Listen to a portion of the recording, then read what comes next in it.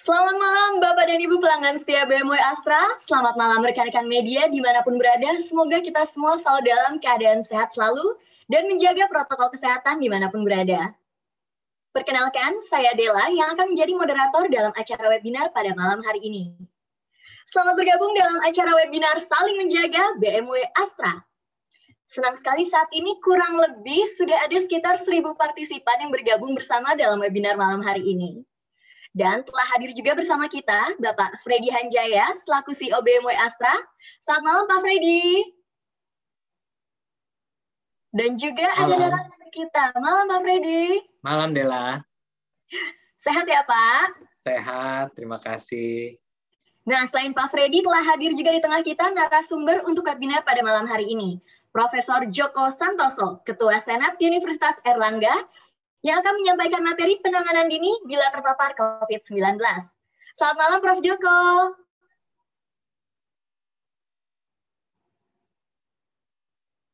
Halo, Prof. Sudah bergabung bersama kami di sini? Selamat malam, Mbak Dela. Sehat-sehat? Sehat, Alhamdulillah. Selamat malam, Pak Freddy. Ya. Malam, Prof. Apa kabar? Baik-baik. Alhamdulillah, puji Tuhan, baik. Semoga semuanya menonton juga saat ini sedang sehat dan baik-baik aja semuanya, Prof. Ya.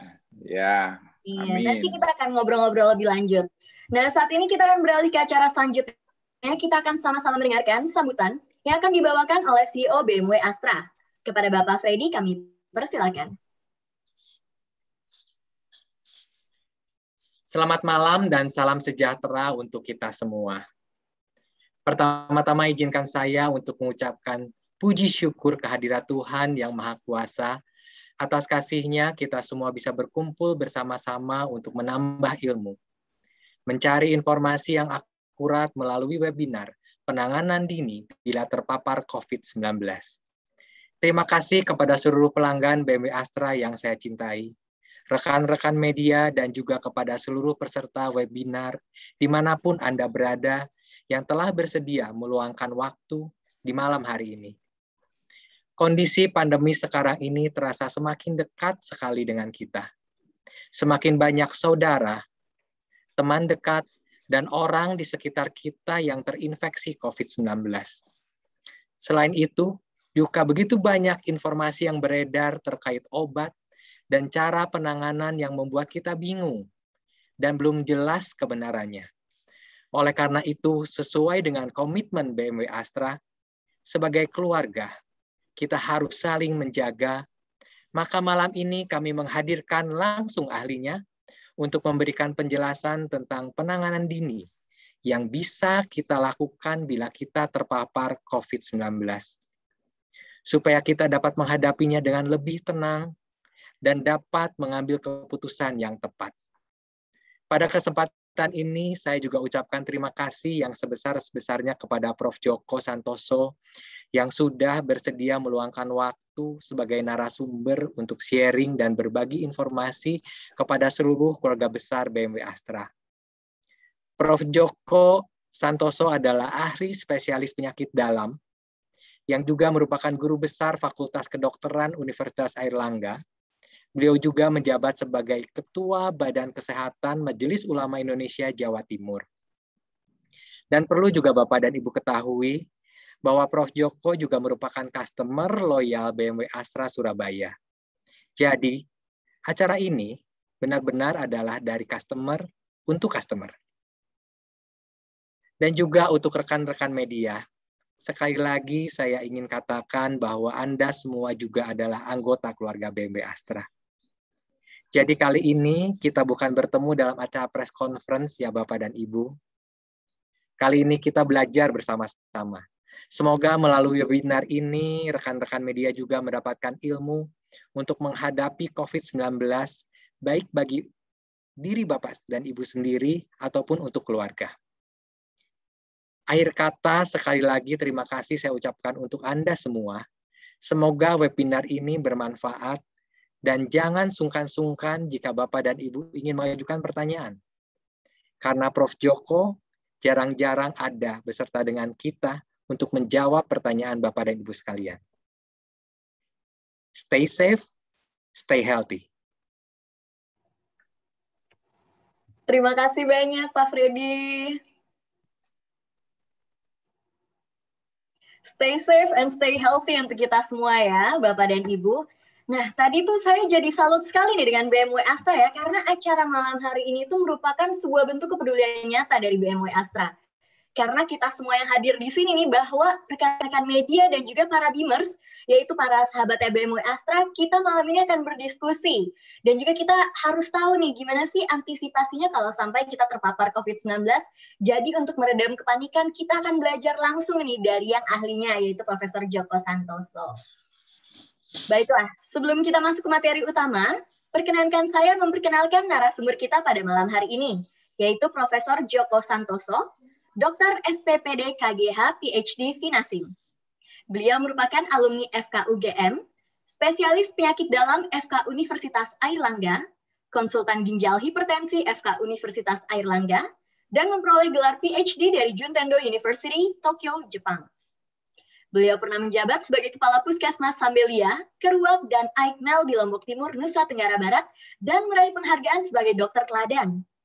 Beliau juga pernah menjadi Wakil Dekan Bidang Sumber Daya dan Keuangan FK Universitas Airlangga, lalu menjadi Guru Besar Penyakit Dalam FK Universitas Airlangga, kemudian menjabat Wakil Rektor Bidang Akademik dan Kemahasiswaan Universitas Airlangga. Saat ini beliau menjabat sebagai Guru Besar FK Universitas Airlangga, Ketua Badan Kesehatan MUI Jawa Timur, dan Ketua Senat Akademik Universitas Airlangga. Nah, sudah benar semua belum nih Prof dari yang saya bacakan, apa ada yang kurang? Sangat lengkap. Sangat lengkap. Tapi ya Prof, menurut saya ada yang kurang nih dari CV ini nih. Harusnya ada satu poin lagi di CV-nya Prof Djoko. Prof Djoko kan Beamers nomor 1 di Surabaya. Iya. Iya, kayak tadi yang kita dijelaskan oleh Mbak Dela ini ya. Betul sekali. Profesor Djoko ternyata sudah masuk dalam listnya Pak Freddy ini ya. Ini pelanggan setia BMW Astra Surabaya loh Prof Djoko ini seorang Beamer sejati. Sama seperti semua peserta yang hadir pada webinar malam hari ini ya Prof. Iya, betul. Luar biasa, nah, luar biasa. Luar biasa sekali memang, apalagi yang mendaftar dalam webinar malam ini tuh kurang lebih sudah ada 1.000 orang Prof. Berarti kan kita tahu luar ya, biasa. Beamers dan juga media semuanya sangat terbuka akan ilmu-ilmu baru mengenai COVID-19 ini ya Prof. Sangat sekali. Dengan teknologi informasi yang luar biasa, ini luar biasa keterbukaannya. Betul, makanya terima kasih juga nih kepada BMW Astra yang sudah menghadirkan webinar ini, karena ini tuh sebagai bentuk sharing is caring, yaitu kita berbagi, dan ini merupakan salah satu bentuk caring atau kepedulian BMW Astra, dari customer untuk customer, dari Beamers untuk Beamers, dan BMW Astra di sini hadir di tengah-tengah sebagai fasilitatornya. Dan untuk yang belum tahu, saya tambahkan satu lagi. Apa tuh, Prof? Itu dalam kelompok besar, living together. Living together. Living together. Jadi kita harus hidup bersama ya memang ya, Prof, sebagai makhluk sosial. Iya, luar biasa ini. Luar biasa. Nah, kalau saya nggak salah dengar nih informasinya, Prof, Profesor Djoko ini merupakan seorang penyintas COVID-19 juga ya, Prof?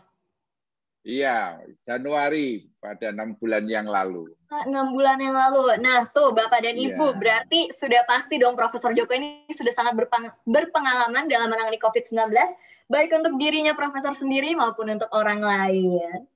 Nah, sebelum memulai, saya ingatkan kembali Bapak Ibu silakan mengajukan pertanyaan pada fitur Q&A, dan pastikan Bapak dan Ibu sudah mengubah nama account Zoom-nya dengan format nama spasi kota bagi Bapak dan Ibu Beamers, ataupun menggunakan format nama, spasi nama media, spasi kota untuk Bapak dan Ibu rekan-rekan media. Pertanyaan akan kami tanyakan secara langsung ke Profesor Djoko pada sesi Q&A. Baik, kalau begitu tanpa perlu berlama-lama lagi, silakan kepada Profesor Djoko Santoso untuk dapat sharing materinya. Ya, terima kasih Mbak Dela. Juga terima kasih yang terhormat Bapak Freddy Sanjaya, selaku CEO dari BMW Astra. Mohon izin juga Pak Freddy, Mbak Dela, dan semua anggota dari BMW Astra yang luar biasa pada malam ini, yang sudah sangat memperhatikan masalah kebangsaan kita di tengah pandemi yang sangat mengganas ini. Untuk itu, sebelum saya mulai, izinkan kami mengapresiasi yang setinggi-tingginya kepada BMW Astra yang ada kepedulian yang tinggi pada permasalahan kebangsaan yang ada di Indonesia ini. Terutama dengan komandannya Pak Freddy yang sangat peka terhadap suatu lingkungan. Dan mudah-mudahan dengan kebaikan yang luar biasa ini, Tuhan memberkati yang luar biasa. Untuk itu, izinkan kami mulai. Assalamualaikum warahmatullahi wabarakatuh. Selamat malam, salam sejahtera, Om Swastiastu, Namo Buddhaya. Bapak Ibu yang kami cintai, kami diberikan mandat oleh BMB Astra yang kebetulan BMB Astra memberikan mandat tentang penanganan dini bila terpapar COVID. Lebih spesifik lagi tentang kemandirian diri untuk melawan COVID. Pada kesempatan ini tentunya kalau toh ada kolega yang bergabung, kami sebetulnya hanya dapat dapat sampur dari Yang Maha Kuasa lewat Pak Freddy, sehingga nanti kita bisa saling menguati untuk memberikan sharing informasi kepada anggota partisipan yang sebanyak 1.000 ini, dan selanjutnya nanti akan di-spreadingkan lewat YouTube-nya BMB Astra. Untuk itu kami mengucapkan terima kasih atas kebersamaan kalau memang ini satu kolega dari kedokteran. Dan untuk yang seminat dalam kaitan ini, kami juga mengucapkan terima kasih. Kami akan mulai dengan sejarah virus corona ya Mbak Dela ya. Virus corona ini dikenal sejak 1960. Jadi sudah menjadi perhatian saat adanya SARS yang ada di China, MERS yang ada di Timur Tengah. Dan pada akhir 2019, bagaimana kita tahu bersama semuanya, dimulai dari Wuhan, virus ini dengan nama SARS-CoV-2 mulai merebak ya sampai sekarang ini. Di pandemi yang ada di Indonesia, dikenal dengan second wave yang sekarang ini, sekarang banyak yang sakit, maka kita doakan segera sembuh. Kemudian yang sudah mendahului dari kita doakan dalam keadaan abadi. Dan bagi yang sehat, jangan sekali-sekali sembrono terhadap masalah pandemi ini. Karena dampaknya begitu luar biasa, sehingga bolehlah kalau kami menyampaikan di sini, kami menekankan ini bukan problem kesehatan semata. Ini problem kemanusiaan. Ini adalah suatu masalah sosial yang sangat complicated. Virus COVID ini menyebabkan penyakit saluran nafas bagian bawah utamanya dan menyebar ke seluruh organ penting seperti di otak, akan menjadikan stroke atau perdarahan dari stroke sendiri atau sumbatan dari stroke itu sendiri. Bisa tiba-tiba serangan jantung. Sebelum 2 hari dirawat, kemudian belum sampai secure pengobatan, sudah kena serangan jantung dan tidak bisa ditolong, karena penyakit ini punya 2 khas. Yang pertama adalah hypoxia. Hypoxia itu adalah sesuatu yang kekurangan oksigen dalam perspektif ini sangat mendadak. Hipoksianya tidak mempunyai gejala awal, maka disebut suatu hipoksia atau silent hipoksia. Ini yang menjebak seseorang itu tadinya tidak percaya, tapi begitu percaya kondisinya sudah tidak bisa ditolong lagi, meskipun dengan alat yang namanya ventilator. Jadi ketika itu sudah masuk ventilator, peluang kesembuhannya itu menyempit, kira-kira hanya memperebutkan 15% sampai 20%. Jebakan inilah sungguh yang membuat orang menjadi chaos antara percaya dan tidak percaya. Hingga saat ini kondisi sampai second wave ini sebagai tarik ulur antara pro dan kontra. Sebetulnya ketika itu semua itu mengikuti para ahli, mengikuti arahan pemerintah, maka Indonesia paling tidak, walaupun tidak persis sama, itu bisa menikmati bola yang ada Piala Eropanya di Inggris atau Hungaria. Namun sekali lagi karena background-nya berbeda, sosial budayanya berbeda, human development index-nya berbeda, maka tarik-menarik ini melahirkan suatu kondisi second wave yang sangat memprihatinkan. Saat ini sudah 29.000 yang positif aktif kena baru. Dari yang sebelum Hari Raya Idul Fitri hanya sekitar 2.500-3.000, melonjak ke 29.000. Ini artinya sudah 14 kali peningkatan. Bahkan yang meninggal dalam satu hari lebih dari 500. 500 umumnya ada di kota-kota besar yang padat penduduk. Namun tidak menutup kemungkinan itu yang di desa-desa itu juga banyak. Karena apa? Karena tidak terdeteksi atau tidak terlaporkan. Sehingga dengan yang kami sebut 29.000 kasus baru, itu sesungguhnya di kenyataannya bisa 4 sampai 5 kalinya. Sehingga dengan demikian, data ini harus kita pegang dalam rangka kewaspadaan yang sangat tinggi, agar 1.000 orang yang sahabat kita yang sekarang ikut ini ikut memberikan suatu kontribusi bagaimana caranya pendekatan kemanusiaan ini bisa memutus rantai second wave ini. Memang virus ini tidak bisa kita hilangkan. Kita harus hidup berdampingan dengan yang namanya COVID-19 ini. Namun kita harus mengencangkan, kita harus berlari untuk menjadikan komunitas Indonesia semua ini harus kebal sekitar 70-80%. Ketika itu 70-80% itu tercapai, maka hidup berdampingan dengan virus COVID-19 seperti flu kebiasaannya. Memang dari pandemi bergeser menjadi endemi. Tetapi ketika community ini kebal sebanyak 80%, itu nanti virus ini tidak akan sehebat menyerang pada kondisi saat ini. Slide berikutnya. Slide. Nah, jadi kasus ini ya. Jadi COVID-19 ini adalah sudah tahu tadi adanya virus yang sebetulnya bisa sembuh sendiri. Sembuh sendiri itu artinya ketika sudah mencapai kekebalan 80%, itu tidak banyak problemnya.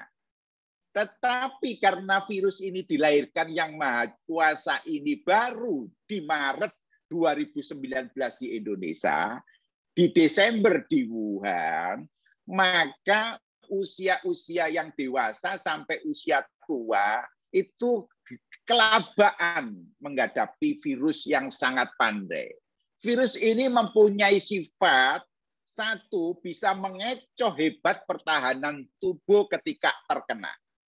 Bagaimana ceritanya? Ceritanya ini virus itu hanya sekedar mengganti informasi pengendalian produksi protein. Jadi ketika sebelum virus masuk, tubuh seseorang itu menghasilkan protein pro kehidupan normal. Tetapi dengan virus itu masuk ke paru-paru, dia akan mengacak kode sehingga menghasilkan protein yang namanya protein radang, bahkan sampai disebut badai sitokin atau yang disebut sitokin storm. Mengapa bisa terjadi? Karena virus ini mempunyai senjata sebanyak 12 kode khusus yang menyuruh sel tubuh kita itu untuk bunuh diri atau yang disebut dikenal dalam istilah kedokteran apoptosis. Virus ini mempunyai untuk trombosit kita atau zat kekentalan itu untuk aktif sekali sebelum kena tidak aktif menjadi kena aktif sekali, seperti kalau kena kita pisau, kesilet pisau. Kesilet pisau perdarahan tunggu 1 menit akan menjendal. Nah, disitulah virus ini mengaktifkan walaupun tidak kena pisau, tapi dia membuat pisau berubah namanya kode pembuat protein sehingga mengaktifkan trombosit menjadi aktif terus menjadi jendel, akhirnya pada penderita yang punya sakit jantung, punya sakit stroke itu bisa tiba-tiba keserang langsung. Bahkan diklaim seakan-akan karena serangan jantung yang sebetulnya ada kerusakan hebat di paru-paru infeksi karena COVID. Diklaim sebagai serangan stroke biasa, tetapi begitu diotopsi atau dibedah jenazah, itu ternyata sumbernya itu ada di saluran paru-paru bawah yang terinfeksi COVID. Maka dari itu, meskipun sebenarnya dapat sembuh sendiri, ketika kondisi ini belum tercapai 80% herd immunity, maka kita yang hidup di era pandemi dari kemarin dari yang terjadinya outbreak Maret itu bisa kelabaan karena imun kita belum mengenal dengan baik. Nah, ini kondisi tertentu ya toh itu akan yang mengatakan pasti dokter ya, yang sebagaimana yang kami sampaikan. Tidak kenal usia. Pada setahun yang lalu sepertinya usia itu pada usia tua. Pada setahun yang lalu, usia itu dengan komorbid, misal saja kencing manis, hipertensi, gagal ginjal, atau penyakit autoimun lupus. Tetapi dalam perjalanannya hingga kini tidak peduli. Bahkan virus varian Delta yang importnya dari India, ada kecenderungan di samping yang kami sebut tadi, juga masuk ke usia muda. Padahal kita bisa bayangkan, usia muda itu usia yang sangat kuat, mempunyai sistem adaptasi dengan alam, tapi masih bisa jebol terkena infeksi ini. Sehingga jargon kita ini jangan pernah bercanda dengan COVID-19 ini, terutama sebelum pada herd immunity tercapai. Betul-betul luar biasa rentannya, risikonya tinggi sekali. Nah, pada populasi rentan ini ya toh sangat cepat terkena, tidak sampai seminggu sudah tidak bisa ditolong. Sekitar 20% itu virus ini memberikan gejala sampai berat, ke 5%-nya itu ke ICU. Tetapi 80% tidak gejala. Masalahnya, yang tidak bergejala ini mondar-mandir ke sana kemari, merasa tidak ada virus, tetapi yang bersangkutan itu membawa virus. Nah, ketika sedang ngobrol, sedangkan menghirup, kemudian melepaskan nafasnya lagi, maka itu nanti akan menyemprot kepada sesamanya. Atau kalau yang dihadapi itu adalah orang yang kena komorbid, maka jadilah kena infeksi berat. Itu sebabnya, meskipun virus ini 80% itu tanpa gejala, tetapi 20%-nya ini akan menjadi waduk atau pool, suatu waduk untuk menyemprotkan atau untuk berlangsungnya kesuburan virus untuk berkembang biak, bahkan sampai menjadi mutasi yang sangat ganas. Biasanya itu kalau yang ada dilaporkan itu berasal dari orang yang kena komorbid dan low sosioekonomi. Lanjut. Slide. Nah, contohnya begini. Ini adalah gambar paru-paru. Ketika diambil secara mikroskopis, ternyata itu menjendal di mana-mana. Jadi kalau sudah menjendal di mana-mana, kalau itu jendalan di jantung, ya kena serangan jantung mendadak. Kalau itu di otak, ya kena stroke mendadak. Dan beberapa jam atau 1-2 hari kemudian, pasien ini sulit untuk ditolong dan akhirnya meninggal. Ini sudah ada bukti yang dibuktikan pada bulan April 2020 dari Amerika Serikat. Lanjut. Slide. Nah, jadi COVID ini penularannya lewat dari sistem saluran pernafasan atas. Tetapi karena sistem saluran pernafasan atas itu pada pangkalnya bertemu dengan sistem saluran pencernaan, salah satunya bisa keluhannya itu diare dulu. Tetapi selama diare virus itu berkembang biak ada di paru. Celakanya ketika itu berkembang biak di paru, pasien tersebut atau penderita yang terkena itu tidak merasa sama sekali dalam seminggu. Tetapi begitu sudah mulai terasa badan tidak enak semuanya, dipotret, ternyata toraks fotonya itu ada namanya pneumonia. Atau kalau lebih awal tidak ditoraks foto dengan CT scan pada hari ketiga atau hari keempat terkenanya COVID, itu CT scan-nya itu positif. Ada opasitas di ground glass-nya itu. Lanjut. Slide. Nah, jadi ini gambarannya sel tubuh manusia yang terkena virus.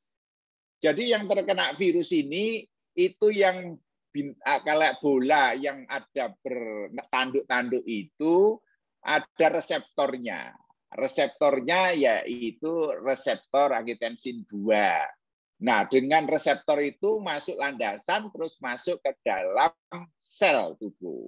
Di dalam sel tubuh ini nanti dia akan melepaskan yang namanya genom khusus RNA-nya untuk membentuk RNA banyak lewat bantuan dari nukleusnya yang ada di sel tubuh inang yang kena tadi.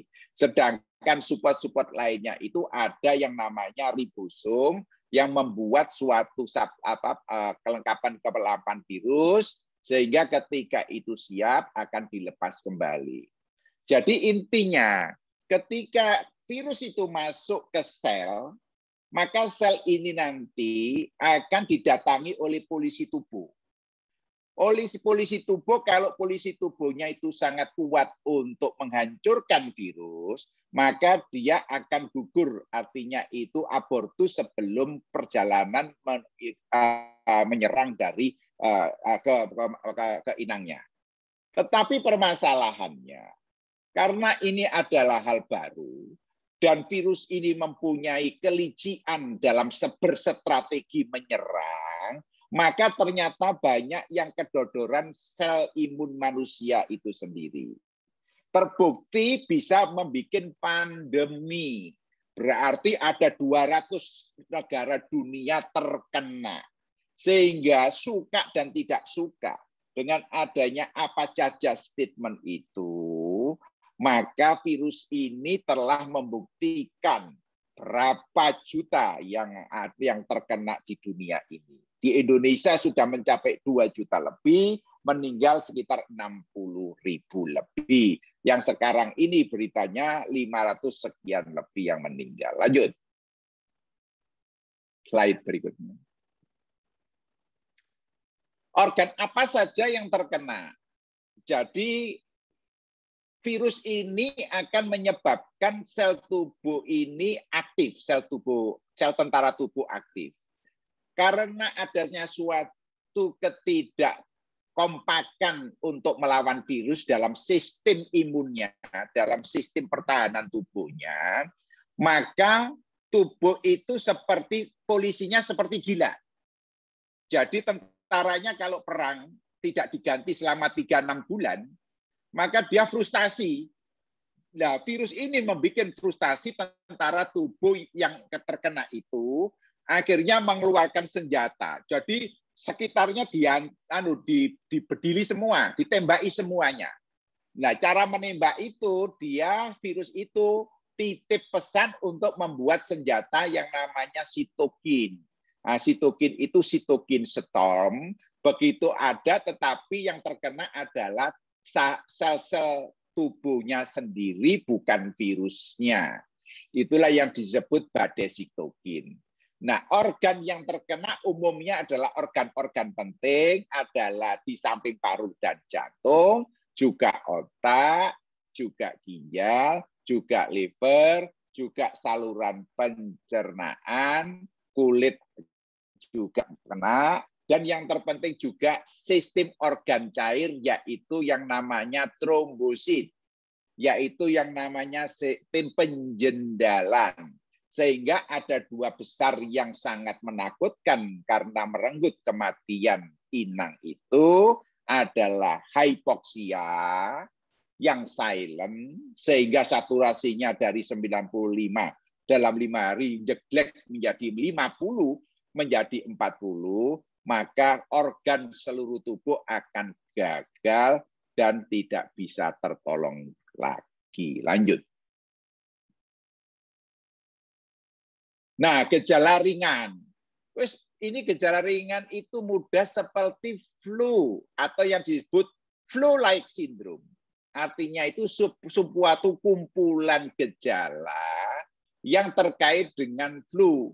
Jadi karena flu itu adalah suatu kondisi musiman, maka itu dipakai istilah kena flu, yaitu kena flu biasanya jadi ada meler hidungnya, atau flu perut, atau mencret, istilahnya begitu. Nah, ketika meler, itu kan tanpa demam, maka itu ringan. Tapi kalau itu ada demam 37,8, 38, masih bisa jalan, masih bisa ngerjakan, itu kelompok ringan karena cuma kondisinya tidak prima. Ya, ini ditandai dengan yang sederhana flu-like itu adalah pegel-pegel, jadi bangun tidur itu seperti habis kena pukul, capek semuanya. Kalau sudah gangguan penciuman itu juga menjadi masalah karena karakternya dari COVID-19. Kalau yang flu non-COVID itu tidak ada gangguan penciuman yang sangat, walaupun itu ada sumbatan di daerah hidung dan batuk. Tetapi kalau sudah sampai menjadi infeksi di paru, maka itu menjadi sedang atau berat. Berat itu bisa ditandai dari batuk yang sangat sakit. Begitu batuk, dadanya sakit. Terus kemudian sesak. Nah, inilah yang menjadikan pembagian ringan, sedang, dan berat. Nah, pada kesempatan ini, apresiasi yang tinggi kepada BMB Astra karena membuat judul yang menarik. Judul yang menarik itu sebetulnya dikemas satu yang sangat singkat. Bagaimana mendirijen dirinya sendiri terkait dengan suatu COVID-19.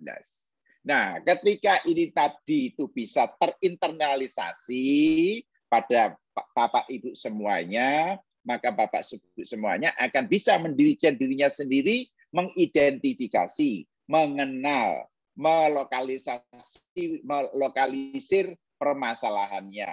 Terus bagaimana way-out-nya sambil berjalan presentasi ini. Sehingga luar biasa BMB Astra ini. Lanjut. Slide. Nah, untuk diketahui pemeriksaannya standar bagaimana untuk COVID. Ya sebetulnya kalau pemeriksaan standar itu adalah ada histori perjalanan dari zona merah misalkan saja, atau perjalanan 2 hari atau 1 hari yang lalu di WA temannya, loh masuk rumah sakit saya kena COVID. Nah ini pemeriksaan itu historinya itu ada kontak. Nah itu dalam kontak itu harus melakukan tracing. Nah, untuk yang tracing itu setelah ditemukan positif, maka yang dekat-dekat itu ditrace. Nah, yang dekat-dekat itu dilacak sampai ditemukan tidak ada positifnya. Kalau itu ada positif, ada penyelesaiannya yaitu isolasi mandiri kalau bagi yang ringan. Kalau misalkan dengan obat tidak mempan, maka dia berlanjut lagi. Maka dari itu kriteria tadi slide sebelumnya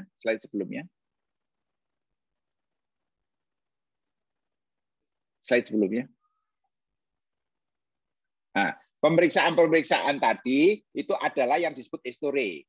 Yang kedua, itu yang kemudian apa fisiknya itu ada flu atau tidak. Fisiknya. Slide berikutnya sekarang. Flu atau tidak. Nah, ketika itu flu, maka kita sudah harus mengasumsikan jangan-jangan itu. Jangan-jangan COVID. Nah, kemudian kalau sudah demikian, yang paling cepat yaitu adanya rapid test. Apakah positif atau negatif? Kalau itu negatif, belum tentu tidak COVID. Karena apa? Karena golden standardnya mengatakan COVID harus dilakukan PCR. Maka dari itu ketika itu negatif, jangan dulu langsung menyepelekan, tetapi harus melalui PCR testnya. Bagi yang PCR testnya itu sudah positif, maka dikelompokkan apakah itu gejala ringan, sedang, dan berat yang kami sampaikan. Termasuk nanti kalau sudah masuk rumah sakit, maka akan dilakukan pemeriksaan. Satu, adanya pemeriksaan foto atau CT scan dada. Kemudian diambil darahnya. Apa saja yang diambil darahnya? Ya darah lengkap. Tetapi klasifikasi ini nanti masuk dalam klasifikasi dokter. Kalau untuk klasifikasi mengenai masalah mendirijen dirinya sendiri, cukup dengan mengukur oksimetri. Oksimetri itu adalah alat yang ditaruh di ibu jari atau di jari manis, kemudian dipencetkan, di situ ada namanya saturasi dan detak nadi. Ketika saturasi itu 96%, 97%, maka isolasi mandirinya itu dengan aman berlangsung sampai 14 hari. Mudah-mudahan itu sembuh sendiri dengan bagus. Jadi caranya itu adalah kriteria isolasinya itu paling tidak 10 hari, yang dulu 14 hari, yang ini 10 hari, ditambah 3 hari, kalau itu jelas-jelas ada suatu penambahan, misal saja ada gejala. Yang tidak gejala otomatis 10 hari. Lanjut. Lanjut. Lanjut, slide. Nah, dilakukan dengan benar isolasi, maka akan membantu unit-unit rumah tangga yang terkena isolasi mandiri. Jadi sebetulnya prosedur prokes yang sudah dikeluarkan oleh pemerintah itu sangat-sangat bagus sekali. Karena apa? Karena itu menggunakan standar dari WHO. Jadi kalau isolasi mandiri itu cukup menaikkan dari bagaimana mempertahankan kebugaran yang ada. Lalu kemudian ditambah istirahat yang ada di sekitar di situ, tidur 7 jam nyenyak, kemudian olahraga ringan sesuai sebelum lelah sudah kita akhiri, kemudian makan yang bergizi, makan yang seimbang, lalu kemudian kalau ada pilek dikasih anti pileknya, kalau ada panas dikasih anti panasnya, kalau dirasa itu 1-2 hari itu masih aja flu-nya itu tidak, ditambahkan antibiotik bukan untuk virusnya.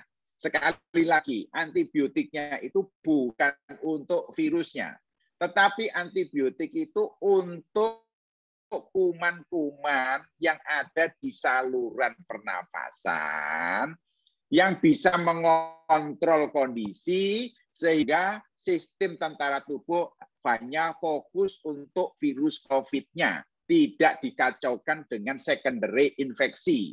Nah, itulah positioning antibiotik. Jadi dokter dalam kaitan ini berperan dalam penentuan kesembuhan ketika itu ada suatu gejala ringan sampai ke arah berat. Kalau ringan sendiri yang ringan banget itu bisa diatasi dengan pola hidup yang betul-betul menekankan spiritualnya itu ikhlas, kemudian mentalnya itu tenang, bisa enjoy dengan mendengarkan lagu kesukaannya, atau sesuai dengan kebiasaan apa yang difavoritkan, makan yang teratur 3 kali, minum yang sangat cukup 2,5 liter, buah, susu, segala macam.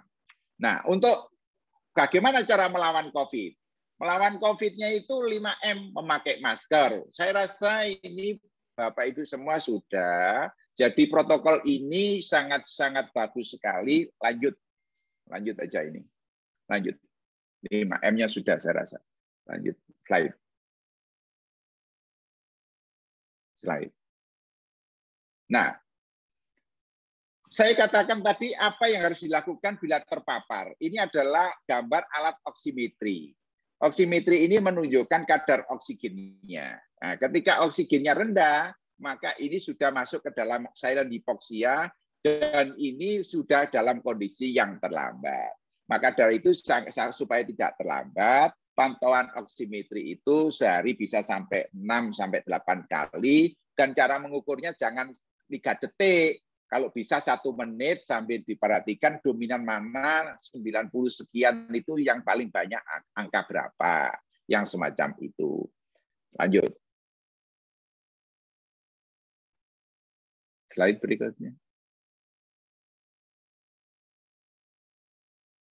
Ya.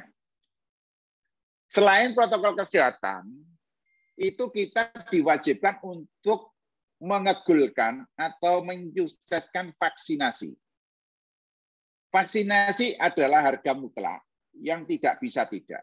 Karena ini sangat efisien dan sangat efektif dalam mempercepat terjadinya herd immunity.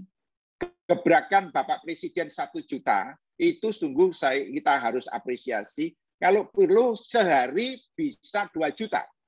Karena ketika 1 juta itu kita masih butuh 360 hari untuk mencapai herd immunity. Oleh karena setiap orang itu 2 kali suntikan yang berbeda hari. Kalau dulu 2 minggu, kalau sekarang diganti 1 bulan. Nah ini ketika itu gerakan 1 juta butuh setahun untuk mencapai herd immunity. Kalau itu 2 juta butuh 6 bulan. Mengapa kita tekankan dengan begitu? Karena apa? Supaya tidak ada third wave atau gelombang ketiga. Kedua aja yang sungguh menakutkan. Yang pertama Januari kemarin juga sangat menakutkan, apalagi yang sekarang. Maka suka dan tidak suka, Bapak Ibu, kita harus bersama-sama untuk mensukseskan gerakan 2 juta vaksinasi itu. Entah itu Sinovac, entah itu AstraZeneca, entah itu Sinovac, entah itu Moderna, entah itu Pfizer, atau entah itu Sputnik, atau yang lainnya. Semua vaksin yang sudah disebutkan itu sudah berbasis bukti dan sudah dideklar oleh WHO garantinya. Nah, ketika itu ada bla-bla-blanya itu jangan dibebankan kepada vaksinnya, tapi harus dianalisis pada karakteristik yang mengalaminya. Misal saja sebelumnya itu sudah capek sekali. Misal saja dia kena diabetes, dia kena gagal ginjal, dia HD reguler, cuci darah reguler. Nah, semuanya itu jangan langsung menjadikan, oh vaksin ini banyak jeleknya. Tidak, ini tergaranti oleh WHO. Ini kami tekankan untuk keberhasilan herd immunity. Itu contohnya yang sudah di Inggris maupun di Hongaria bisa menikmati piala bolanya. Nah ini karena apa? Itu harus vaksinasi. Ini contohnya yang terinfeksi ketika itu satu tidak yang hitam-hitam itu belum divaksinasi, maka menjadi merah semua. Seperti tahun 2020 dari Maret sampai sekarang. Sekarang ini posisi vaksinasi baru 10%, 6%. Yang 2 kali 6%, yang 1 kali itu 12%. Maka dari itu semakin banyak yang divaksinasi, maka itu dia akan menjadi mengurang merahnya. Lanjut lagi. Nah, ketika itu sudah banyak yang divaksinasi, merahnya yang di kiri hanya tinggal 1 juga. Yang hitam itu tidak akan terkena COVID. Inilah yang kami harapkan pada kondisi herd immunity, kita akan hidup bersama dengan COVID, tidak sangat menakutkan. Karena kalau kena COVID-1, tidak merembet ke yang lainnya. Tidak membakar yang hitam itu, karena sudah dilindungi oleh komunitas yang sudah kebal. Lanjut. Lanjut. Ini adalah contoh vaksin, Bapak Ibu yang sudah vaksin, itu di daerah intramuskuler, tentara tubuh dilatih oleh virus yang dimasukkan tetapi sudah tidak ganas, bahkan itu dimatikan atau diinaktifkan, sehingga sistem imun mengenal apa sih COVID itu. Jadi tentara tubuh akan mempelajari dengan baik bagaimana jika virus ini menyerang tubuh kita, tapi sudah tidak fatal lagi. Lanjut. Begitu virus COVID mengisi tubuh, sel tentara tubuh itu sudah siap, tahu cara menghadapi virus COVID itu sendiri. Sehingga yang tadinya virus tadi menakutkan menjadi jinak, dan itu sudah janji Sang Maha Kuasa bahwa dunia itu semua diperuntukkan untuk manusia, tetapi manusia yang merupakan manusia yang luhur. Inilah yang kita semua ini pengennya menuju ke arah sana. Dengan bersama-sama untuk memerangi COVID ini, maka kita hidup bisa seperti sebelum pandemi, meskipun tidak persis sama. Ini gambarannya yang di Inggris maupun di Hungaria, bisa mengadakan piala, walaupun demikian masih diingatkan oleh WHO, awas ada klaster sepak bola. Lanjut. Lanjut. Nah, ini penanganan bila terpapar kemandirian ini, penanganan dininya ini, persebaran vaksin di dunia, ini semua ini sudah terpotret oleh WHO, ya sudah terpotret oleh WHO. Karena apa? Karena Indonesia berhasil, kalau Afrika Selatan tidak berhasil sama saja. Jadi semua serentak harus menyelesaikan vaksinasi yang butuhnya kira-kira 10-14 miliar vaksin. Lanjut. Lanjut. Ini Sinovac yang sudah kita lalui. Lanjut lagi. Ini AstraZeneca dengan berbagai pro dan kontra saat itu. Nah, ini apa efek samping vaksin? Seperti terkena virus tetapi terkendali. Seperti terkena virus tetapi tidak fatal. Kalau yang dalam media itu ada yang fatal, katakan itu ada yang meninggal, itu 1 dari 5 juta. Jadi kapan hari Badan POM itu menghentikan 3 minggu atau 4 minggu suatu batch dari AstraZeneca, begitu dipelajari ternyata terkait dengan karakter pada yang meninggal, bukan karena AstraZeneca-nya. Jadi batch-nya dilepas kembali. Artinya itu pola sheet vaksinnya itu dibolehkan untuk disuntikkan kepada pada yang sudah di list dalam vaksinasi. Lanjut. Ini adalah berita dari Vaksinen Merah Putih, mulai dari Eijkman, Universitas Erlangga, lanjut lagi. Lanjut lagi, Mbak. Juga yang ada di LIPI, juga yang ada di ITB, dengan spek tertentu platformnya. Lanjut lagi.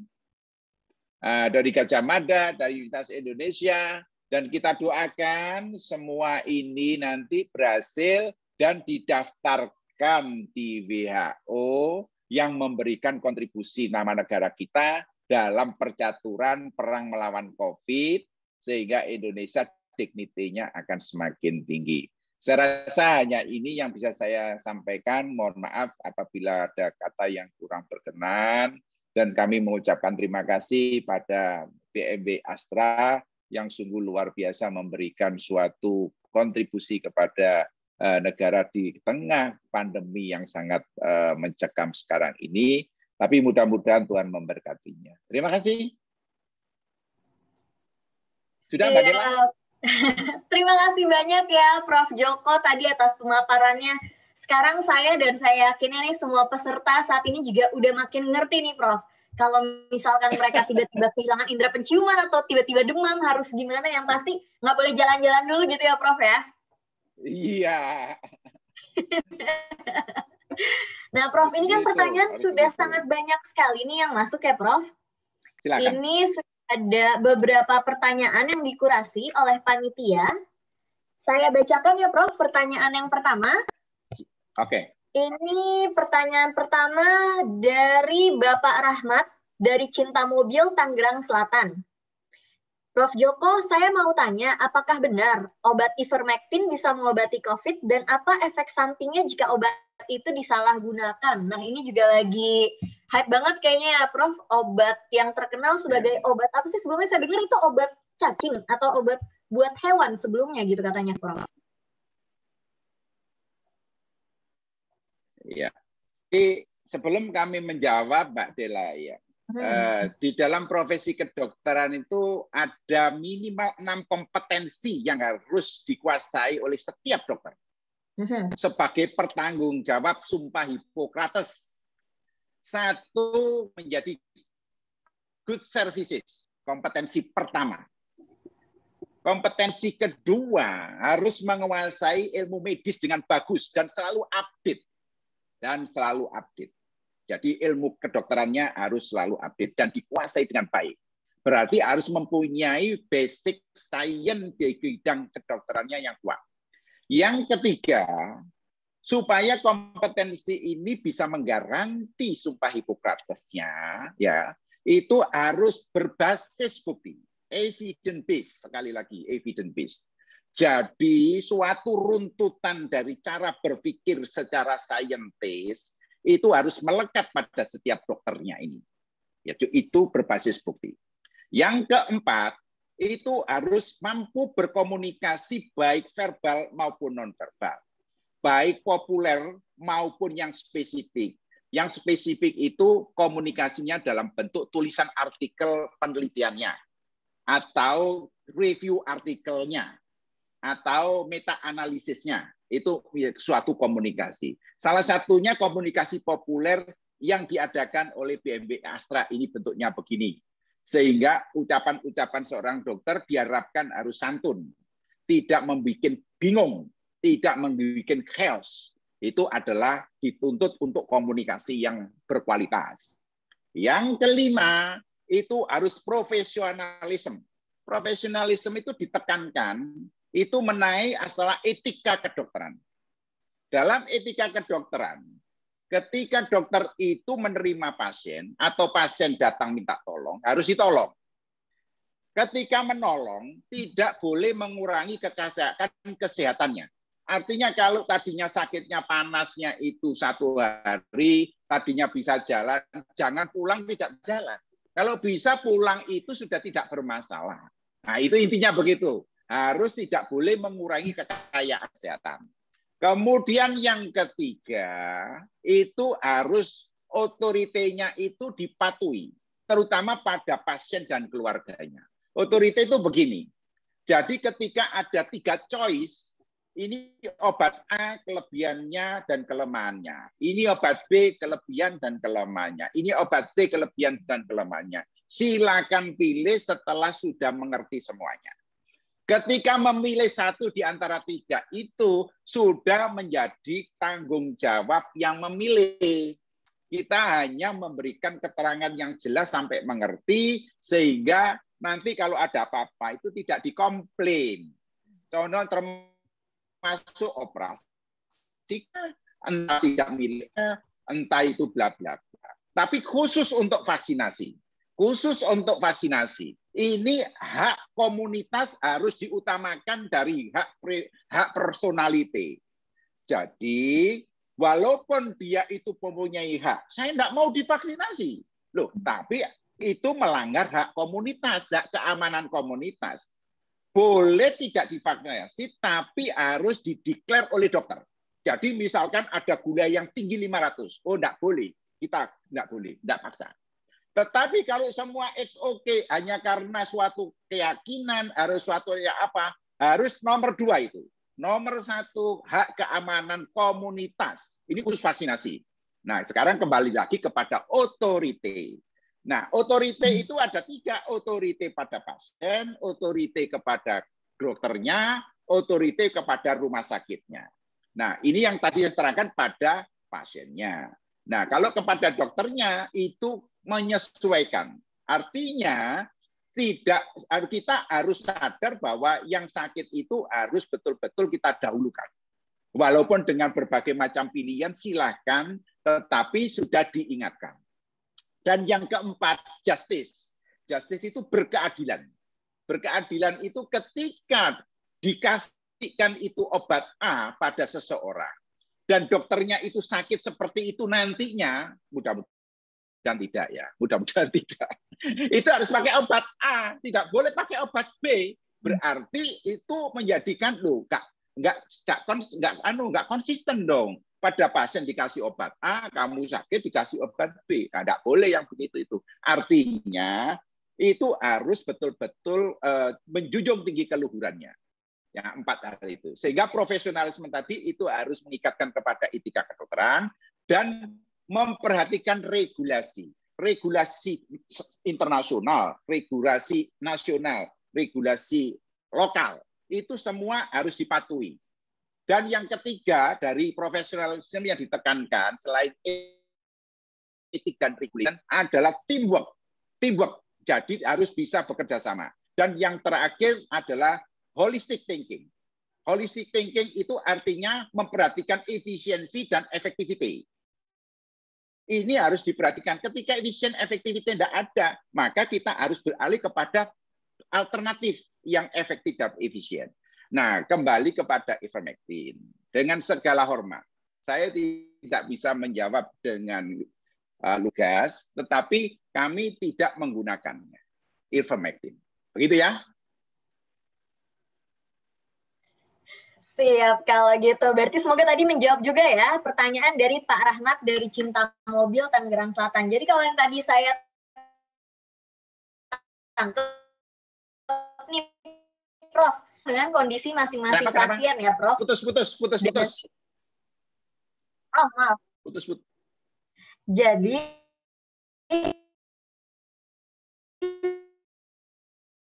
pasien.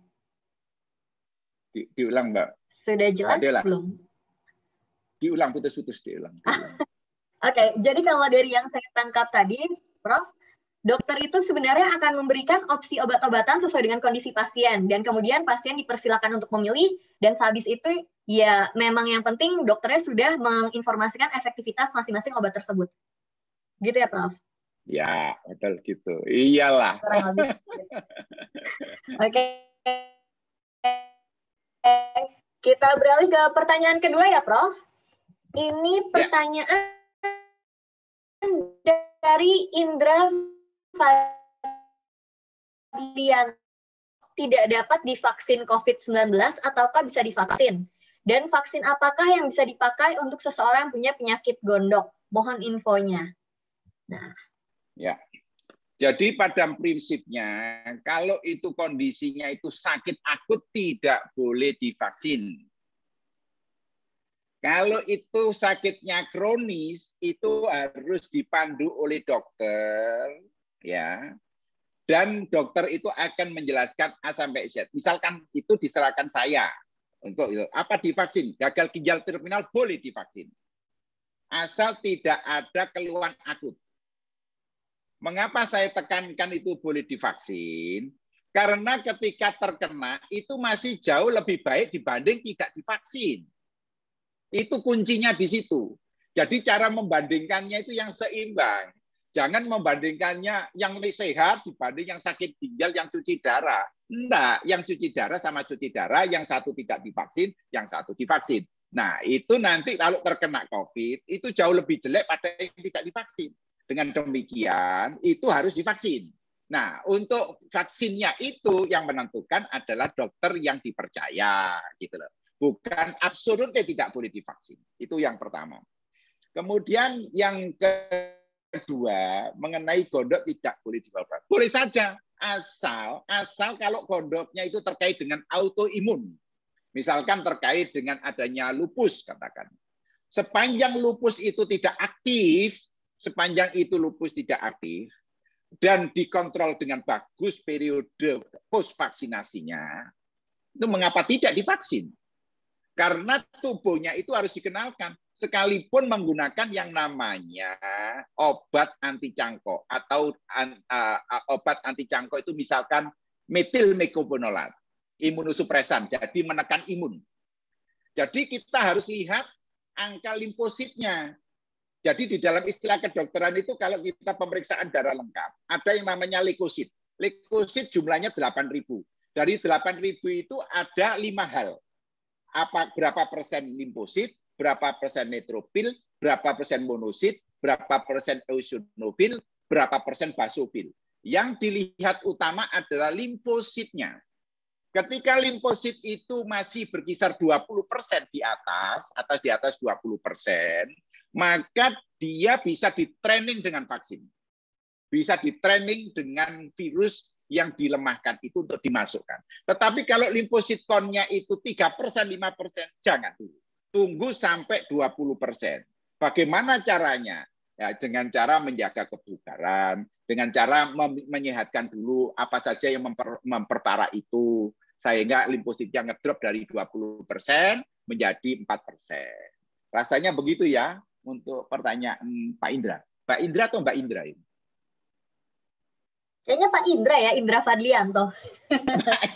Jadi Prof, sebenarnya kalau ada penyakit apapun, seperti tadi contohnya ada juga yang bertanya nih, kalau saya lihat dari kolom pertanyaan, penyakit autoimun seperti lupus, kemudian gondok, dan penyakit lainnya, asal sedang tidak ada keluhan berat, dan tergantung dari dokternya, berarti memang sebaiknya divaksin gitu ya dok? Dan boleh apapun aja gitu ya, boleh AstraZeneca, Sinovac. Sebab ketika tidak divaksin, misalkan nolak ya, setengah tahun kena virus, itu seperti terjun bebas. Tidak dipersiapkan. Karena vaksin itu sebetulnya diatur dosisnya. Kemudian virus itu dilemahkan betul. Sehingga pada kelompok itu pun tidak terlalu menjadi masalah. Itu intinya. Dan dilihat limfosit count-nya. Ketika limfosit count-nya itu 20 aman itu biasanya. Tetapi juga kalau misalkan ada autoimun, itu harus diperiksa dedimernya. Tetapi itu specific case. Secara common project, artinya itu program vaksinasi umum, itu ketika itu tidur enak, makan enak, tensi bagus, ya kemudian bisa jalan baik, itu dianggap bisa mewakili. Kalau itu dicek betul, itu limfositnya di atas 20%. Tapi kalau 4% itu biasanya jalannya itu ngelayang. Udah sempoyongan gitu ya, Prof. Sempoyongan, melayang. Melayang. Mudah-mudahan limfositnya semua di atas 20% ya, Prof, biar bisa segera divaksin. Ya, semangat aja. Harus happy terus emang, Prof, biar imunnya tinggi terus kan? Itu. Kalau Pak Freddy tadi kan doanya itu iman dan imun loh, gitu. Ya Pak Freddy. Iman dan imun. Bener banget. Nah, Prof, ini kita lanjut ke pertanyaan ketiga dari Bapak Suwandi. Selamat malam, Prof. Salah satu tim saya terpapar COVID-19, tapi isoman sudah lebih dari 10 hari dan hasil antigen sudah negatif. Apakah dia sudah aman untuk masuk kerja? Apakah aman untuk orang-orang lainnya di lingkungan kerja? Dan apakah tes antigen sudah cukup akurat? Nah, silakan tuh, Prof. Ya. Jadi kita ini bisa berbicara ideal, bisa berbicara tidak ideal. Gitu ya. Nah, tadi kayaknya ada yang kelewatan. Vaksin Sinovac, vaksin Astra, atau vaksin apa tadi belum terjawab. Sekalian menjawab ya. Jadi dalam kondisi kepepet, itu jauhkan idealisme. Apa langkah yang kita kerjakan, itu kita melangkah saja. Di situ berkat Tuhan akan turun. Sehingga jangan lihat, waduh, pakai yang misalkan vaksin A dengan segala bla bla bla. Itu kalau kondisi stabil, tenang, rutin saja. Ini enggak rutin. Wes pokoknya ono itu masukkan aja vaksin itu. Tuhan itu akan memberikan berkatnya. Tidak matematika lah, istilahnya begitu ya Pak Freddy ya. Jadi itu yang mengenai vaksin ya. Apa yang ada ambil gitu aja. Karena bayangkan 10 miliar sampai 14 miliar. Sedangkan produsen itu loh, yang Eropa itu Inggris. Kemudian yang ada di Amerika, kemudian yang ada di Israel, kemudian yang ada di mana Rusia, yang di China. Itu loh berapa kemampuannya. 2 miliar atau 3 miliar itu aja belum terpenuhi. Nah, itulah yang menyebabkan apa saja yang ada itu ambil dulu kesempatan itu. Lalu kemudian isoman. Ketika isoman 10 hari dan fisiknya itu sudah bagus, fisik bagus loh ya. Jadi jalan baik, makan banyak, tidur bagus, ya, tidak ada keluhan yang sangat berarti, maka sistem imun sudah mampu membersihkan COVID. Sistem imun sudah bisa mengklirkan COVID. Jadi mengklirensnya itu sudah baik. Biasanya 14 hari ke atas kalau itu bukan dari yang sedang dan berat. Atau itu misalnya isolasi mandiri biasa. Itu 10 hari sampai 14 hari. Biasanya kalau sudah klinis yang saya sebutkan demikian, hilang virusnya. Kalau misalkan itu dicek antibody, itu melihat IgG-nya, jangan melihat IgM-nya.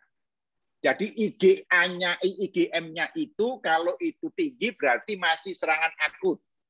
Tapi kalau IgG-nya yang tinggi, IgM-nya itu sudah mulai meredah, maka itu sudah fase penyembuhan dan setelah 14 hari itu aman dari penularan. Saya rasa itu ya.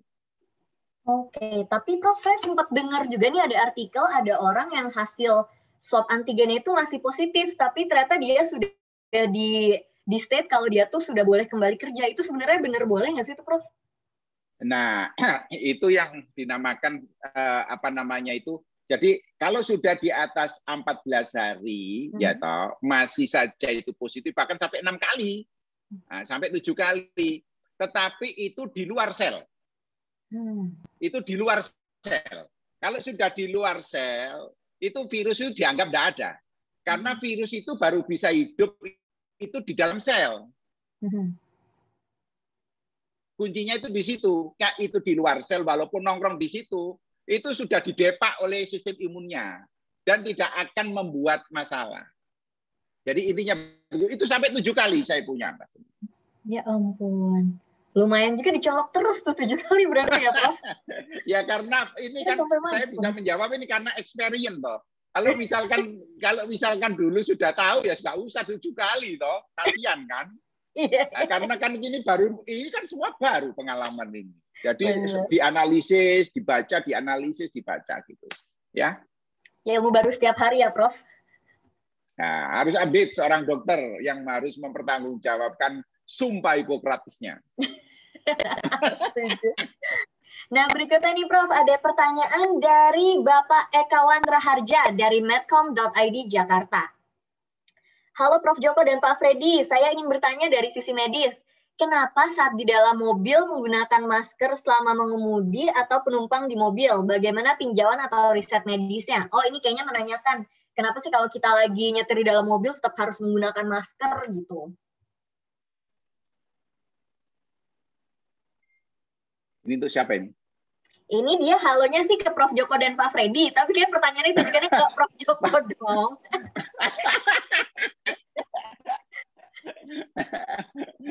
Jadi gini ya,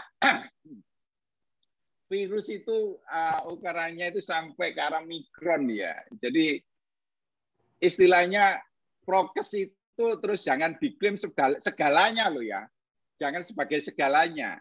Tetapi dengan tidak prokes, segalanya bubar. Tapi dengan prokes, jangan mengeklaim dirinya segalanya tidak bisa terkena. Jadi jangan dibalik itu. Karena virus itu mikron sekali, jadi bisa nembus. Yang harus dianukan, yang harus diperhatikan. Karena apa? Karena kalau terpapar sebanyak 2 jam, yang tadinya hanya 5 menit tidak apa-apa, bisa masuk. Paham maksud saya? Jadi tergantung lamanya paparan. Yang kedua, virusnya itu virus ganas atau bukan. Virus ganas itu sangat infeksius. Nah, virus ini mutasinya itu mutasi infeksius atau mutasinya yang tidak infeksius. Nah, yang biasanya itu misalkan virus Kappa misalkan, virus Kappa. itu tidak ganas. Tapi virus Delta 5 menit aja bisa kena infeksi. Nah, kalau itu misalkan kapal bisa 2 jam baru bisa kena. Itu. Jadi tergantung virulensinya dari suatu daya infeksiusnya. Itu tergantung itunya. Sehingga prinsipnya masker harus. Masker itu harus. Dalam masa pandemi tidak boleh tidak masker harus. Tetapi kalau itu sudah di kamar atau di rumah, di mana rumah itu sudah diasumsikan itu homogen. Homogen. Diyakinkan bahwa tidak ada interaksi yang lainnya dan imunnya itu dianggap sama, maka di dalam rumah itu dalam satu keluarga sudah tidak bermasker, nggak apa-apa. Tetapi kalau ada flu, harus dilacak, dites untuk isolasi mandiri, untuk keamanan keluarga, untuk keamanan yang lainnya. Jadi masker di dalam mobil, misalkan saja sendiri, kalau ragu karena itu nanti filternya itu di situ itu juga tidak yakin, ya mengapa tidak pakai masker. Itu intinya. Tapi kalau imunnya itu sudah sangat kuat dan itu diyakini bahwa itu tidak berinteraksi dengan siapa, bisa lepas pakai. Tapi yang baik dipakai aja lah. Nah, kalau capek baru dilepas. Di dalam mobil loh ya, di luar mobil harus pakai. Iya, saya setuju. Joko sih, memang lebih baik kita berikhtiar ya, Prof. Tetap mencoba segala macam cara demi keamanan sih. Karena kayak yang saya baca juga nih di artikelnya Prof. Joko ya di kolom pakar tadi pagi di media Indonesia, kalau varian Delta ini 60% lebih menular daripada varian Alpha yang pertama kali muncul di Indonesia ini ya, Prof? Ya. Iya itu. Jadi lebih menular dan mengganas. Lebih menular dan mengganas. Mengganas itu artinya gini ya. Jadi ketika masuk itu bisa jadi langsung menuju ke paru-parunya. Untuk diketahui, pertahanan saluran nafas itu berlapis. Termasuk ada bulu hidung. Termasuk ada yang namanya cairan sedikit yang melekat di hidung. Sehingga kalau itu lama mengering, itu kadang-kadang kalau istilah orang Jawa ngupil ya itu sebetulnya dari cairan yang melekat di hidung. Ya, kena debu. Debunya itu yang ada virusnya tidak akan bisa. Itu berlapis sampai ke paru-paru berlapis. Di dalam saluran dalam itu ada namanya silia. Silia itu seperti rambut yang bergerak. Seperti wipernya mobil BMW. Itu seperti wiper, selalu bergerak. Bergeraknya itu dari bawah ke atas. Dari bawah keluar, dari dalam keluar, dari dalam keluar. Artinya itu sehingga virus itu dilawan terus. Tidak hanya sekedar wiper, tetapi dia ada imunoglobulinnya. Tetapi itu ada interferonnya. Itu ada yang namanya obat penetralnya atau kemokin penetral. Nah, untuk yang virus Delta yang sangat ganas itu langsung bisa nusuk tajam ke dalam paru-paru. Sehingga hanya butuh 2 hari pasien itu tidak bisa tertolong masuk rumah sakit. Hanya butuh 2 hari saja. Tidak mengenal siapa punya kekayaan yang luar biasa sampai beratus miliar triliun, tidak mengenal itu. Bisa nembus langsung. Apalagi pada usia tua, apalagi pada usia dengan diabetes, dengan gagal ginjal dan komorbid lainnya. Saya rasa begitu ya Mbak Dela ya. Baik, nah Pak Eka Raharja, jadi mulai sekarang tetap semakin prokesnya diketatkan di mobil, tetap pakai masker Pak Eka. Nah, sekarang nih Prof. Joko ada pertanyaan dari Ken Arok. Waduh, pertanyaan.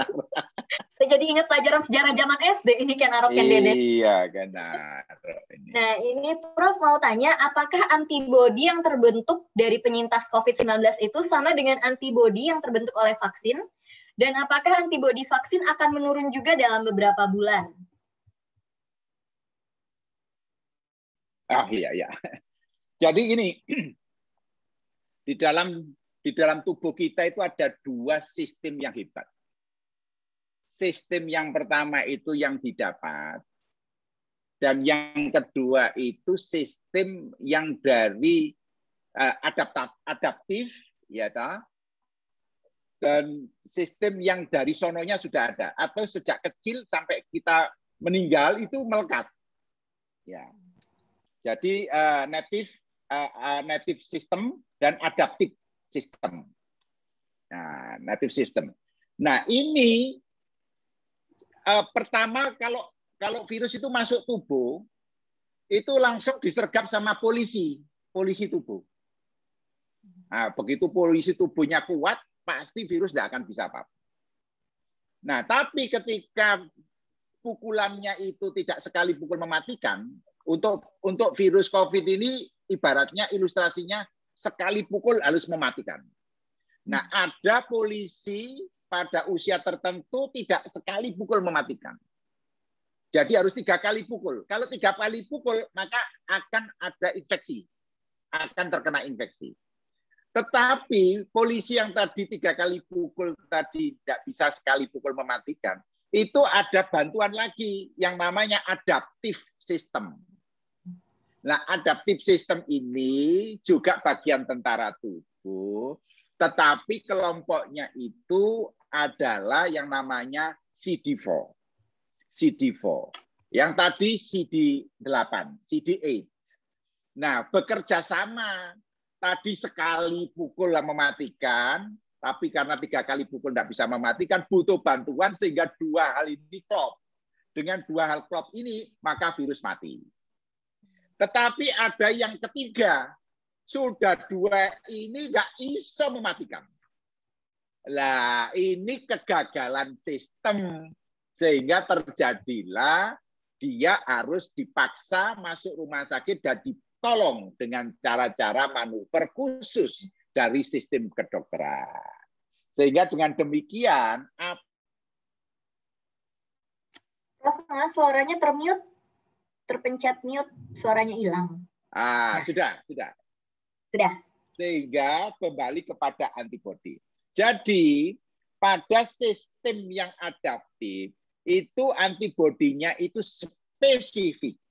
Sehingga vaksin yang dimasukkan itu akan mentraining pada sistem imun untuk menghasilkan penawar yang khusus untuk kode yang dianggap representatif dari virus.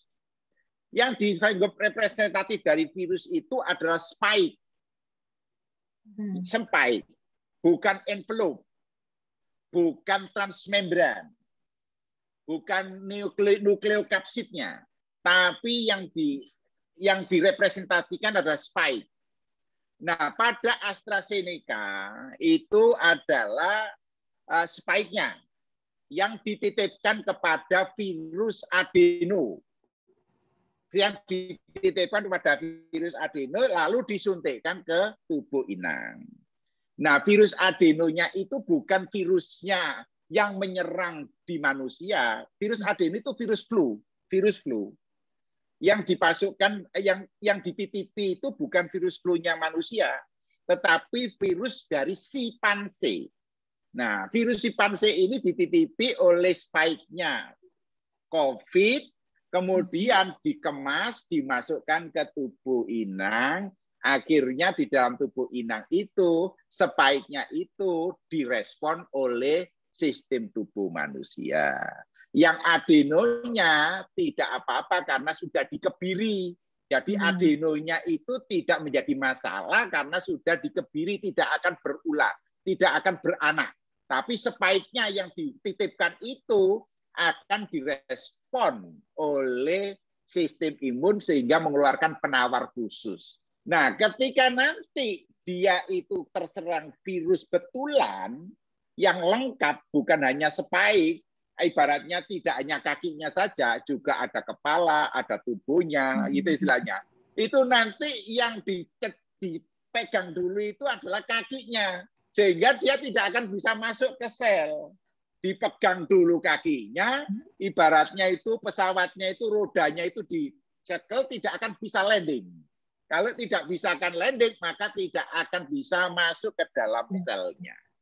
Jadi itu baik COVID maupun tidak itu, yang penting itu yang spesifik spike-nya.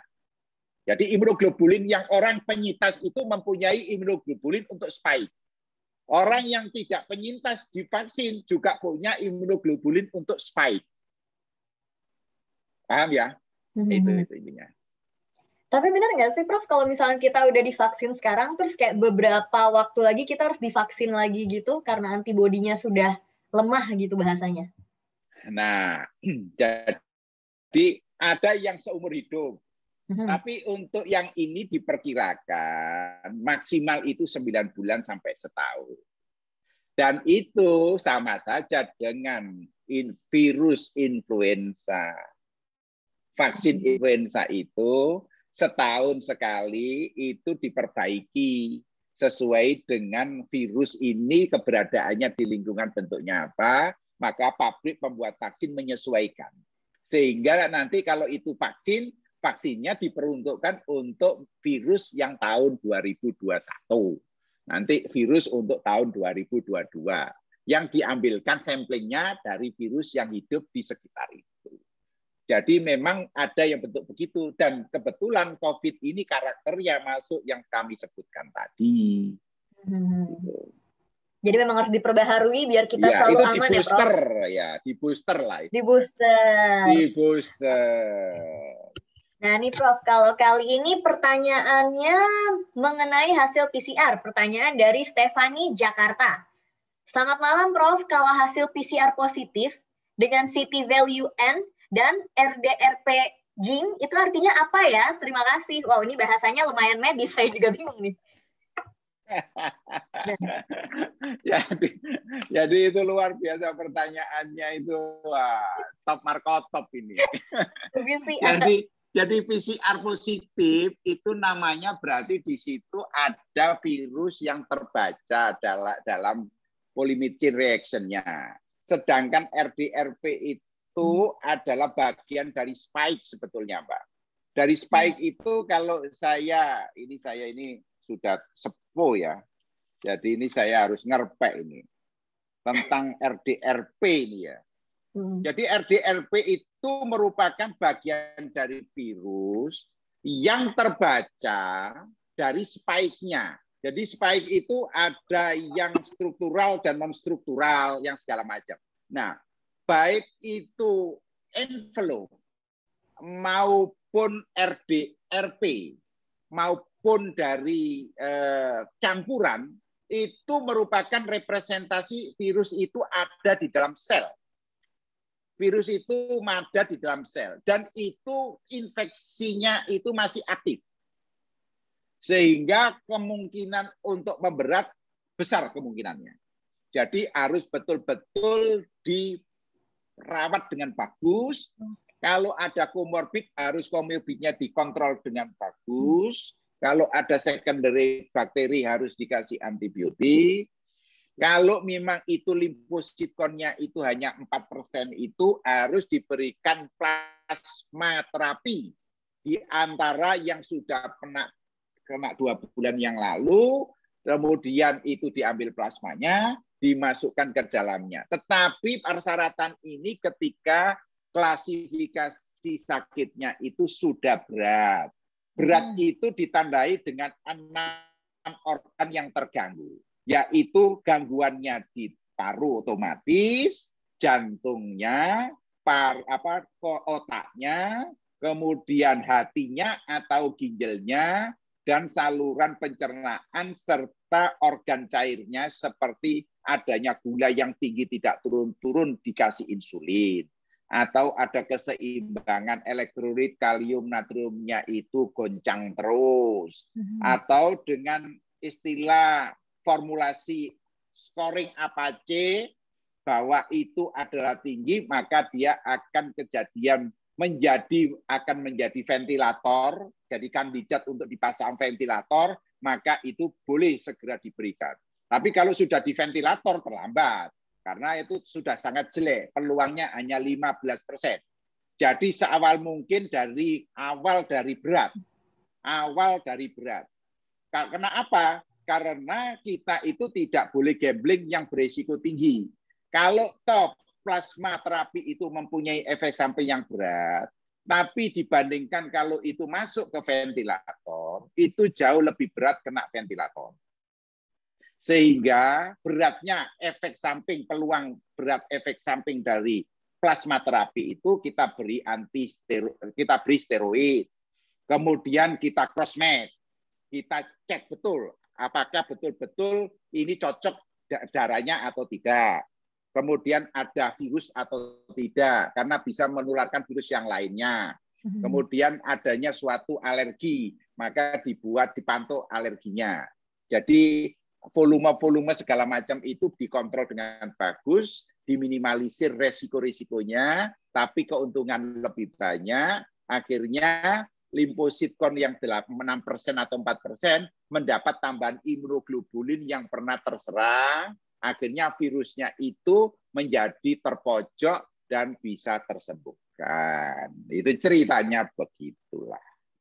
Amin. Ini semoga hasil PCR tadi, hasil PCR Mbak Stefani atau siapapun itu semoga segera ditangani dengan baik ya Mbak Stefani.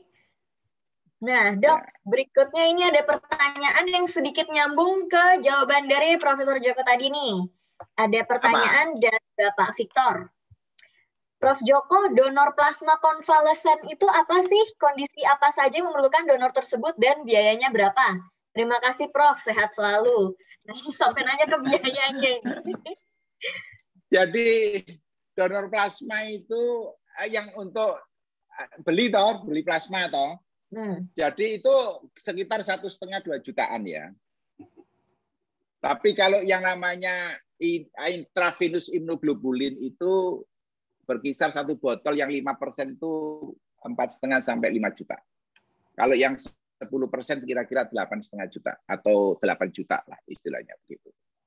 Dan itu kalau pakai plasma konvalens itu pakai plasma terapi ya kira-kira 3 kantong lah. Nah, tapi ingat bahwa yang dimasukkan itu tidak hanya imunoglobulin yang spesifik terhadap COVID-nya, tetapi ribuan protein dan enzim itu ikut di dalamnya. Sehingga tetap ada efek samping yang peluang seriusnya itu tinggi. Maka dibatasi pada kelompok yang berat. Kalau untuk yang berkemampuan, ya atau berkemampuan uangnya banyak, ya pakai IVIG. Tetapi ini saya harap ini konsumen ini adalah kelompok khusus ya. Karena nanti kalau itu bukan kelompok khusus itu nanti melahirkan kesenjangan sosial. Karena kesenjangan sosial itu bukan suatu bukan suatu common treatment. Common treatment itu semua dikasih, seluruh yang sakit 300.000 orang dikasih itu. Nah, tapi ini hanya suatu hal yang sangat kelompok khusus, misalkan intravenous immunoglobulin itu bisa butuh sampai 20 botol sampai 30 botol. Sehingga bisa menghabiskan uang 180 juta sampai 240 juta. Itu sampai demikian tingginya kesehatan itu tidak bisa dikonversi dengan uang. Andaikan bisa 1 miliar pun ya akan dibeli bagi orang yang hebat punya uang. Tetapi ternyata harus menyerah dengan alam. Maka dari itu kita tidak boleh bercanda dengan COVID. Karena itu adalah suatu syarat, hasil yang menentukan adalah Tuhan. Itu ya saya maksudkan ya. Jadi kalau berkaitan dengan plasma terapi. Berarti memang kita tetap harus menjaga imunitas masing-masing dan menganggap ini suatu hal yang sangat serius. Itu yang terbaik. Yang terbaik itu. Jadi memang kita harus anggap kayak seakan-akan COVID itu udah nempel di kita gitu ya Prof. Jangan keluar-keluar ketemu orang-orang nanti jadi carrier, jadi bikin orang lain sakit gitu, bukannya saling menjaga. Nah ini kita lanjut lagi ke pertanyaan dari Bapak Simon dari Surabaya. Prof, saya mau bertanya. Simon dari Surabaya. Ya. Berarti satu kota nih sama Profesor ya? Ya, satu kota. Pak Simon, satu kota Pak Simon. Nah, ini saya mau bertanya, apakah setelah terinfeksi tipe virus A, baru saja sembuh nih 1 minggu yang lalu, bisa terinfeksi lagi dengan virus varian Delta? Dan bagaimanakah reaksi imun tubuh? Gimana tuh, Prof? Ya. Jadi itu sering dilaporkan tidak hanya di Indonesia ya. Di luar negeri juga. Itulah uniknya COVID virus itu. Jadi virus COVID itu unik. Wong sudah terkena 6 bulan, 8 bulan bisa terkena. Artinya bisa terkena berarti ganti karakter. Ganti karakter. Tetapi terus menjadi pertanyaan, loh, tadi Prof. Joko bilang tentang spike. Ya. Spike karakter merepresentasikan dengan berbagai hal. Iya, tetapi sekali lagi itu hanya suatu artinya kalau dibanding dengan yang belum terkena, jelas dia mempunyai kemampuan untuk lebih recovery, lebih sembuh. Tetapi tidak boleh sombong bahwa saya pernah kena COVID, nanti akan ke bawah. Oh, tidak. Karena apa? Karena kecepatan COVID yang berubah karakter bisa jadi melebihi dari kecepatan sistem imun yang sudah terlatih. Nah itu loh yang kita kan tidak akan tahu. Menghadapi uncertainty faktornya ini tidak akan tahu. Sehingga walaupun sudah pernah kena dan ditambah vaksin, tetap berpola hidup sebagaimana yang dianjurkan kebiasaan. Tidur cukup yang nyenyak 7 jam. Makan 3 kali sehari yang bergizi dan seimbang. Kemudian aktivitas olahraga setengah jam tiap hari. Kemudian yang keempat itu mental spiritualnya tetap dijaga supaya tetap kuat. Sehingga keempatnya ini menjadikan iman dan imun itu akan menangkal suatu penyakit tidak hanya COVID saja. Gitu ya Mbak Dela ya. Saya setuju sih Prof, karena emang istirahat yang cukup tuh ngaruh banget. Kalau misalnya lagi sumung-sumung dikit, istirahat 7 jam, langsung besoknya enakan banget. Orang punyanya yang kuasa kok sistem itu. Iya, ya mudah-mudahan para Beamers di sini tidak mengglorifikasi kerja lembur ya, sampai misalnya jam 3 pagi gitu. Harus tidur, jangan lupa minimal 7 jam setiap harinya. Nah, ini ada pertanyaan lagi Prof. Sekarang dari Bapak, sepertinya Bapak Jenny. Jika kondisi sedang hamil, apakah boleh vaksin dan kapankah waktu yang tepat? Mungkin ini bertanya buat istrinya mungkin. Ya, jadi di Pfizer itu ketika divaksinasi itu ternyata hamil 1,5 bulan. Nah, dan setelah 2 kali terus diamati bayinya itu tidak ada masalah. Itu kelompoknya itu kira-kira 10%. Kelompoknya itu 10%. Dari yang di dalam trial. Sehingga dengan demikian, itu sepanjang tidak ada akutnya,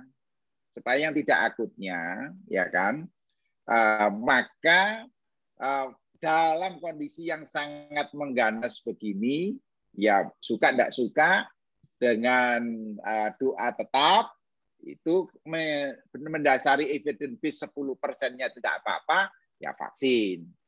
Tetapi kalau itu sudah kondisi rutin-rutin, sudah 80%, ya sudah 80%, herd immunity tercapai, itu diatur yang baik. Diatur yang baik, milionya bayi dibaikin tergantung kali kandungannya, sehingga nanti efek samping itu bisa dihindari. Tapi kalau kondisi yang sangat ganas kayak gini ini, sepanjang tidak ada akut keluhan, ya toh, itu vaksinasi sangat dibutuhkan. Sama seperti yang tadi berarti kalau sakit gondok atau sakit lupus, asal lagi nggak ada keluhan akut, nggak apa-apa, mendingan vaksin aja biar lebih aman gitu ya, Prof? Iya, jawabannya 10% nggak apa-apa itu. Ketika disuntik jeret itu hamilnya 1 bulan, 2 bulan. Ya masih belum ada itu kalau hamil ya, masih kecil banget. Iya, ya, istilahnya kan begitu. Kita kan evidence base saja yang kita omongkan. Iya. Kalau itu terjadi ya di luar kemampuan manusia. Iya, manusia kan berencana tapi Tuhan yang menentukan ya, Prof? Iya, Tuhan yang menentukan. Tetap beriman dan berikhtiar pokoknya kita semua. Ya, itulah kuncinya, Mbak Dela. Nah, sekarang Prof ada pertanyaan lagi dari Surabaya. Dari atas nama Irianto. Selamat malam, Profesor Joko. Saya mau tanya, Prof, Ya, jika mereka sudah divaksin pertama, kemudian terkena COVID-19, setelah sembuh dari COVID-19, butuh berapa lamakah agar bisa menerima vaksin yang kedua? Terima kasih. ya. Jadi ketika divaksin itu bisa jadi dia sudah nempel virusnya, tapi belum memberikan suatu tanda. Akhirnya 1 minggu kemudian divaksin, di swab, ternyata positif. Nah, kapan itu yang kedua? Sebaiknya ditunggu 2 bulan paling tidak. 1-2 bulan itu tunggu. Kalau bisa itu hati-hati dalam beraktivitas. Kalau yang sekarang ini lebih baik di rumah karena kondisinya sedang merah semuanya, ya istilahnya begitu genting, maka itu nunggu 2 bulan. Dulu kenapa 3 bulan? Karena stok vaksinnya itu terbatas dan diberikan kepada yang belum pernah sama sekali mengenal COVID-nya. Nah itu istilahnya itu ya bukan absolutely, tapi semacam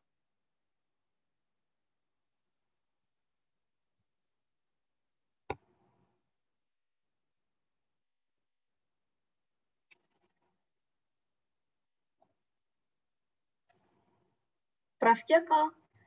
Oh, sepertinya sedang terputus. Beginilah kalau kita sedang dalam proses adaptasi menuju digitalisasi 4.0, tentunya akan ada beberapa hal-hal yang di luar rencana manusia, karena manusia hanya bisa berencana. Prof. Joko sudah kembali bergabung bersama kami semua? Sudah. Di-unmute dulu, Prof. Monggo, suaranya belum terdengar. Ya, tadi ada gangguan ya, maaf ya. Saya cari Iya, nggak apa-apa, Prof. Kok reconnecting gitu. Gimana diulang tadi, Mbak Della? Gimana? Monggo, tadi pertanyaannya mengenai kalau sudah sembuh nih kan sebelumnya sama dokter setelah sembuh dari COVID baru boleh 3 bulan, sekarang 2 bulan sudah boleh. Tadi Prof. Joko bilang. Terdengar suara saya, Prof? Ya, nah, ya tadi gini aja.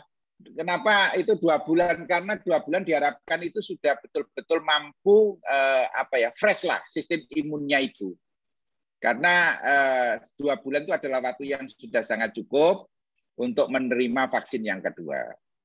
Nah, waktu stok itu terbatas, itu disuruh nunggu 3 bulan kemudian kalau yang sudah kena infeksi.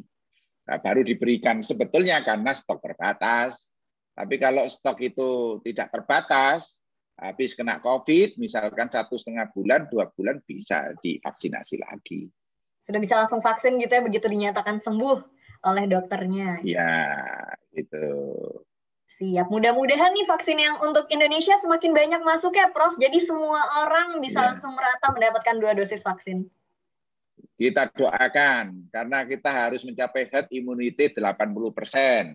Minimal 80%. Sehingga 2022, ya 70-80 lah. Nah, itu 2022 diharapkan nanti herd immunity, sehingga kita bisa aktivitas kayak di Singapura lah. Amin. Semoga Beamers dan rekan-rekan media di sini semuanya juga segera mendapatkan vaksin ya. Ya. Nah, berikutnya nih Prof, ada pertanyaan dari Rio, dari media online alur.id. Prof, apakah benar kalau hirup uap air panas itu bisa menyembuhkan pasien corona? Terus kalau sering minum air hangat, apakah bisa mengatasi corona? Nah, ini saya sering dengar juga nih Prof, biasanya ada orang-orang komentar, tinggal hirup aja uap air panas, kalau bisa dicampur minyak kayu putih, terus bahkan ada yang minum air dicampur minyak kayu putih juga, air hangat, gitu-gitu. Itu gimana tanggapannya Prof Joko? Jadi ini sangat bahaya ya. Sangat bahaya ya. Karena kepekaan itu ada yang sangat peka, ada yang tidak sangat peka. Contohnya pada orang diabetes. Orang diabetes itu panasnya knalpot kayak gitu nggak panas. Sehingga akhirnya meloncot. Demikian juga uap air panas. Nah, uap air panas ini tidak dianjurkan. Kalau menurut saya itu ya, kalau memang itu mau pakai uap, itu adalah uap yang namanya PZ, ya, yang dengan alat khususnya itu yang pada orang asma itu diuapkan itu boleh. yang semacam itu. Tapi kalau uap air panas langsung itu pas ada uapnya, airnya mendidih terus disedot gitu tuh, waduh membahayakan. Nanti bisa-bisa nanti breset kena airnya. Saya rasa itu saya nggak setuju itu untuk uap air panasnya. Sebetulnya kalau ingin bagus olahraga tiap setengah jam, tiap hari setengah jam itu sudah sangat bagus. Itu aja utamanya. Jadi biar badannya bergerak setiap hari minimal setengah jam ya, Prof. Biasanya apa tuh, setengah Prof? Jam. Lari kah atau mungkin kayak senam joget-joget? Jadi kalau usia di bawah 50 oke lah lari. Kalau usia di atas 50 dan tidak biasa berlari, lebih baik jalan saja. Tapi kalau usia 50 itu sambung dari usia 40 yang lari terus, tidak ada masalah. Karena apa? Tidak terkejut. Nah, biasanya yang usia sampai 50 itu tidak terlalu effortnya terhadap olahraga, tidak terlalu. Kemudian, waduh, ini 51 usia sudah mulai menjelang senja. Saya tak olahraga yang begini. Oh, tidak boleh yang begitu karena tidak terbiasa. Demikian juga yang nanti naik tangga. Kalau dari usia 40 naik tangga 4 lantai, 5 lantai, oke lah. Tapi kalau di atas 50 harus treadmill dulu. Sampai sejauh mana kekuatan itu, gitu loh. Sehingga ini harus ada guidance dari dokternya. Untuk itu ya, Mbak Dela.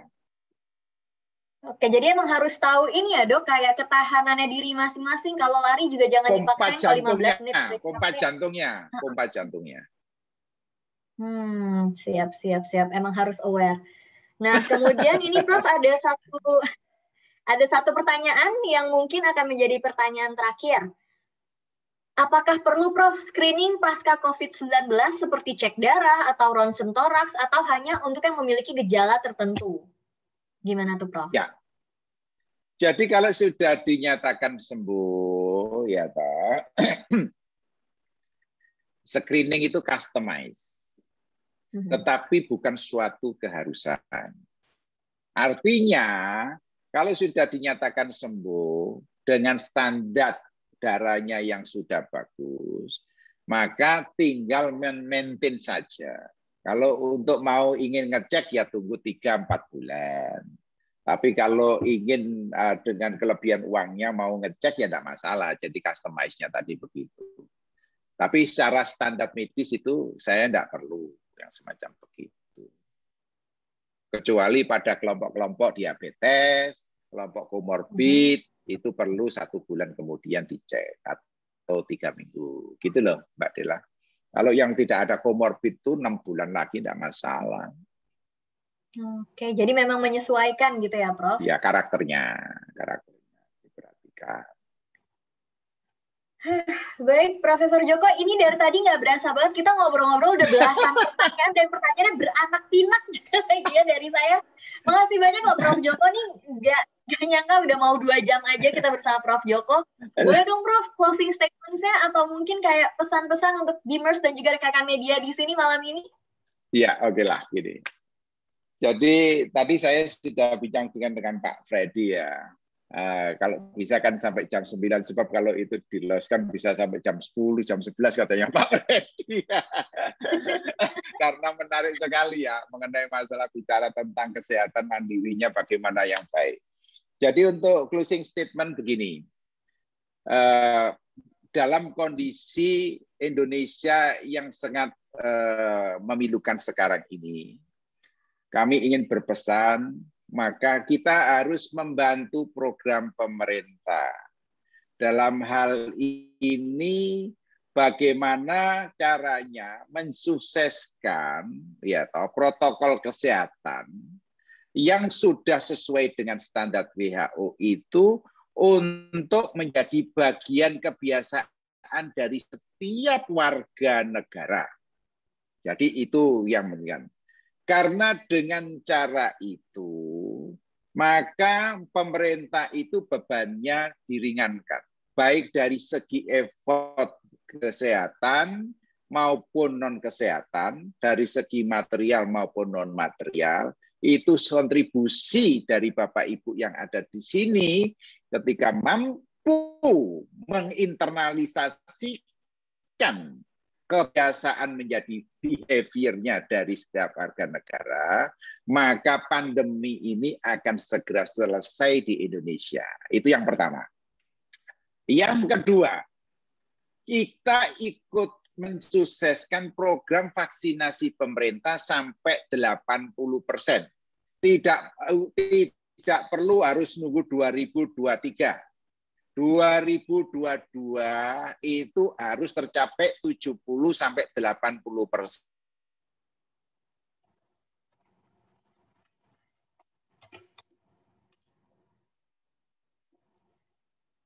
Prof. Joko, terputus lagi, maaf. Harus sampai 2022 70%. Nah, jadi yang kedua, mari kita sukseskan program vaksinasi dalam mencapai herd immunity hingga 2022 bisa terrealisasi. Karena dengan kombinasi prosedur kesehatan, protokol kesehatan dengan bagus, dan vaksinasi, maka sudah sangat cukup untuk memerangi pandemi ini menjadi kehidupan menuju new normal. Sehingga keterpurukan dalam segala sisi bisa kita bangkitkan kembali. Dan yang ketiga, yang terakhir, dalam jangka pendek, dalam melampaui suatu kondisi yang mencekam ini, selalu ingat pada Sang Pencipta. Selalu ikhlas menjalankan kehidupan untuk penuh kemanfaatan, dan tidak perlu berlebihan ketakutannya terhadap COVID-19. Karena sudah janjinya Tuhan, dunia itu diperuntukkan untuk manusia. Maka dari itu, kuatkan spiritual, kuatkan ukrawinya, kuatkan suatu kondisi-kondisi persyaratan fisik hidup di dunia dipenuhi dengan bagus. Maka COVID itu berdampingan dengan sama-sama senyum. Itu. 3 hal itu ya. Siap, diingat-ingat semua nanti. Itu pesannya untuk Pak Freddy ya, dan para penggemar 1000 BMB Astra. Siap, terima kasih banyak Prof. Joko atas diskusinya dan juga closing statement saya tadi. Yang pasti saya juga mau bantu mengingatkan nih di sini, mohon maaf kepada Bapak Ibu karena ini ada rangkaian pertanyaan tadi yang ditanyakan, mungkin kita belum sempat menanyakan secara langsung, tapi jangan sedih, karena bisa menanyakan kembali ke Profesor Joko melalui website rumahginjal.id. Nah, di sana nanti bisa diskusi lagi nih dengan Profesor Joko, dan dan website rumahginjal.id ini akan dibuka sampai dengan 5 hari ke depan. Selain tanya jawab dengan Profesor Joko di sana, juga sudah banyak ya Prof, di situ informasi-informasi lainnya ya, yang sudah pernah Profesor tuliskan. Nah, udah banyak. Jadi langsung aja Bapak Ibu Beamers dan juga rekan-rekan media di sini ke rumahginjal.id sampai 5 hari ke depan masih bisa tanya jawab dengan Profesor Joko. Ya, betul. Siap kalau begitu. Terima kasih banyak Prof atas waktunya dan juga ilmunya. Pastinya itu sangat fruitful sekali bagi kami semua menyaksikan webinar malam ini. Terima kasih juga Pak Freddy juga. Terima kasih. Dan saya terima kasih Prof. Sama-sama Pak Freddy. Terima kasih. Sukses selalu. Sukses selalu untuk kita semua dan terima kasih juga untuk Bapak Ibu Beamers dan juga rekan-rekan media atas antusiasmenya dan juga pertanyaannya, serta menimbulkan tercipta diskusi yang hangat pada malam hari ini. Saya ingatkan kembali dimanapun kita berada, jangan lupa patuhi protokol kesehatan 5M dan jangan lupa sukseskan program vaksinasi dari pemerintah. Iya, betul. Betul sekali. Nah, dengan demikian rangkaian acara webinar Saling Menjaga dari BMW Astra sudah selesai. Terima kasih Profesor Joko atas kesediaan berbagi ilmu dan juga memberi wawasan agar kita tetap tenang ya Prof, nggak boleh panik dan harus tetap senyum di situasi pandemi seperti saat ini. Baiklah, bagi Bapak dan Ibu yang baru saja bergabung atau mungkin tadi terlambat untuk mengikuti webinar ini dari awal, jangan sedih karena esok malam diskusi kita ini akan ditayangkan melalui YouTube channel BMW Astra pada hari Selasa 6 Juli 2021 pukul 11 siang waktu Indonesia Barat untuk dapat Anda tonton kembali, atau mungkin tadi dari pertanyaan-pertanyaannya ada yang mau diinformasikan ke rekan-rekan atau kerabat, langsung saja kirimkan besok siang pukul 11 siang di YouTube channelnya BMW Astra, tautan dari diskusi malam ini bersama Profesor Djoko Santoso. Mari bersama-sama kita nyalakan semangat saling menjaga. Saya Della, pamit undur diri. Jangan lupa, urusan BMW di Astrain aja. Karena beli, servis, jual BMW hanya di Astra. Terima kasih atas perhatiannya. Selamat malam dan tetap laksanakan protokol kesehatan dimanapun berada. Selamat malam. Selamat malam. Pak Reddy, selamat malam. Mbak Dela, terima Bapak kasih. Ibu, selamat malam. Mohon izin ya, live ya. Izin. Silakan Pak, selamat istirahat. Mohon izin live. Oke, sama-sama. Sehat-sehat selalu. Sehat selalu.